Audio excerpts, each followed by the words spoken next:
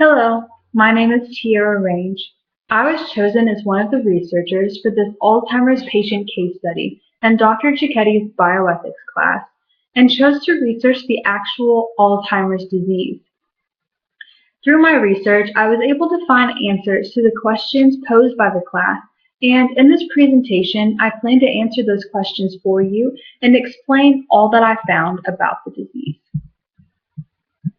I'd like to begin by talking about dementia in general, because Alzheimer's disease is a form of dementia, and there are many other forms that elderly patients can obtain. I'll do this just as a way to distinguish Alzheimer's disease from the general term dementia. So, dementia is a chronic mental disorder caused by several diseases and conditions, resulting in flawed connections in the brain and ultimately brain damage. To be diagnosed with dementia, a person must, at a minimum, have symptoms of decline in memory and decline in cognitive ability to the point of hindrance of daily life.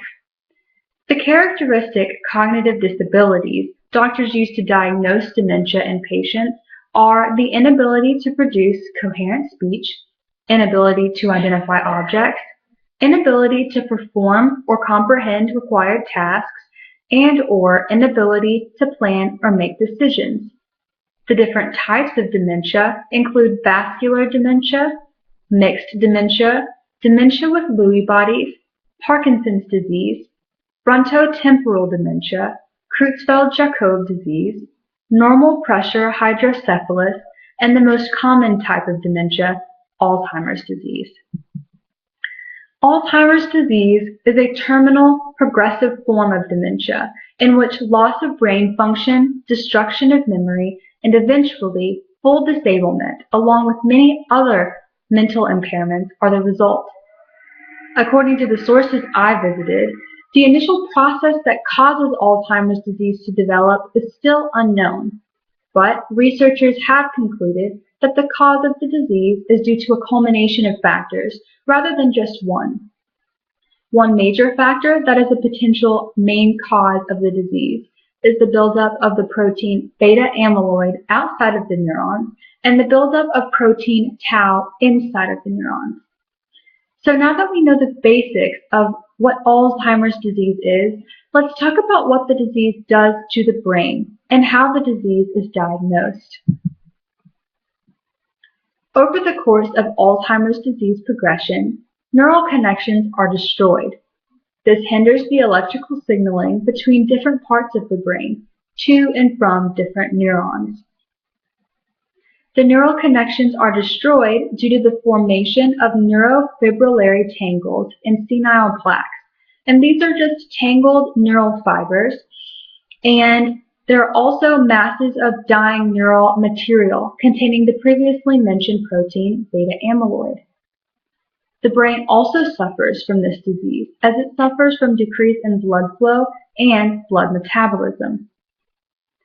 The process of diagnosing this disease is primarily done by a patient's primary care physician. This doctor uses family history of the patient history of cognitive and behavioral changes, family member descriptions of suspect episodes, and cognitive tests. Modern technology such as MRI scans are also used, and they are used to analyze brain activity and potential changes and/or abnormalities in the brain. In my search for answers concerning Alzheimer's disease stages, I found that there were no real distinct or widely accepted titled stages of Alzheimer's disease. The closest I came to finding any real distinction was just mention of the disease progressions over time, from non-severity to low severity to moderate severity, and in late periods of the disease progression, severe cognitive decline, memory loss, and loss of brain function. I was also able to find symptoms in each of these sort of brackets of disease progression, and these are the symptoms that I found. Initially, a patient will experience increasing forgetfulness and confusion. This is followed by symptoms after disease progression of multiple repetitions of phrases or sentences, then forgotten events, and never recovering memory that you missed them, then constant misplacing of possessions, and eventually complete forgetfulness of family members. In the late stages, patients will have trouble speaking and writing, problems with comprehension of surroundings and current situations, problematic decision-making skills, and difficulty concentrating, especially on complex concepts such as numbers. As you all may have realized from some of the Alzheimer's readings we've had so far, specifically Sherwin Newland's How We Die and the article from that story and the main character Paul Whiting, the brain can also affect the way you act, causing things like mood swings, depression, social withdrawal, distrust in others, irritability, and aggressiveness. Changes in sleeping habits, wandering, loss of inhibitions, and delusions as well, which pretty much describes Paul Whiting's behavior as his Alzheimer's disease progressed. Studies have shown that for patients 65 and older with Alzheimer's disease, the usual lifespan of living after diagnosis is 4 to 8 years, but some patients live as long as 20 years post-diagnosis. After diagnosis, the next step is usually treatment. Drugs used to treat Alzheimer's disease are medications called cholinesterase inhibitors. These are prescribed for mild to moderate Alzheimer's disease. These drugs may help delay or prevent symptoms from becoming worse for a limited time and may help control some behavioral symptoms. The drugs used are Razidine, Exelon, and Aricept, all of which prevent the breakdown of acetylcholine in the brain. Another drug used is named Namina, which regulates glutamate activation and reduces glutamate buildup.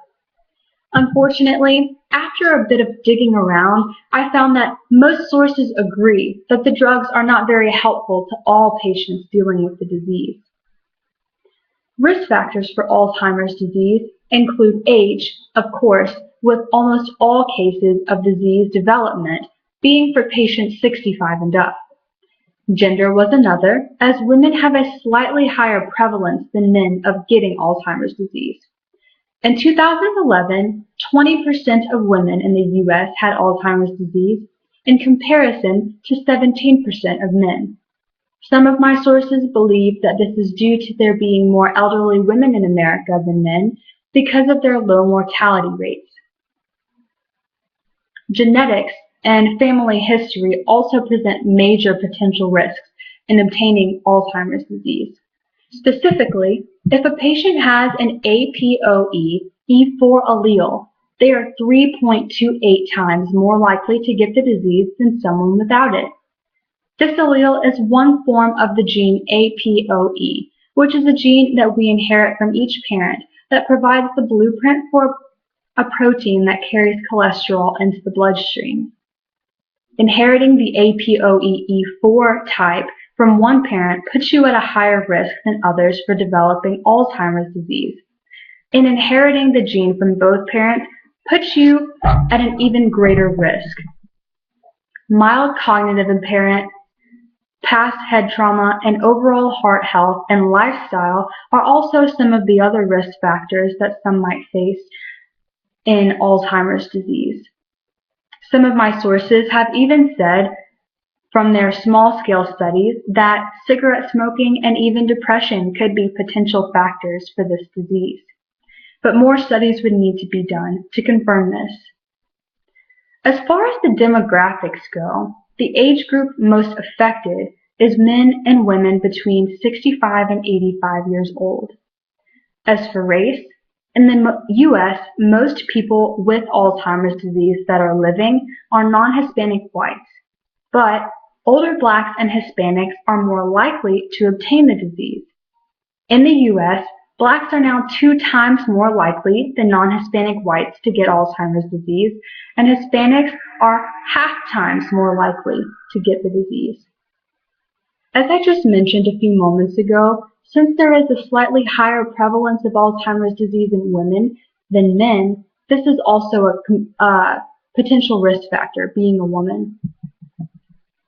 All in all, Alzheimer's disease is very complex, and there is still lots of information left to be discovered, which will hopefully come with much more experimental research in the upcoming years.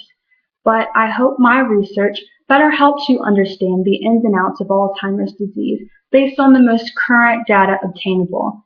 And if you have any specific questions, feel free to let me know at our next class meeting. Thank you.